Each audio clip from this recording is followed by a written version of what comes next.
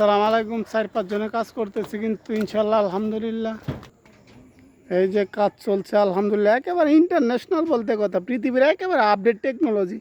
খলিল মিস্ত্রি চাপা দিলে চলবো না, স্বপ্ন সাধনা নষ্ট করলে হইব না, আবার রাস্তাঘাটে স্প্রিং আইটকা গেলে গো চলবো না, পয়েন্ট মাইর খাইলেও চলবো না। হাজার দিক কোটি দিক চিন্তা বিবেচনা করে তারপর কিন্তু কাজ করতে হবে। এটা কিন্তু খলিল টেকনিশিয়ান, পৃথিবীর নাম্বার ওয়ান একেবারে আপডেট গবেষণা টেকনিশিয়ানের মাঝে আমি খলিল টেকনিশিয়ান, একজন গবেষণা টেকনিশিয়ান, গবেষণাগার। সুবহানাল্লাহ, আলহামদুলিল্লাহ চলছে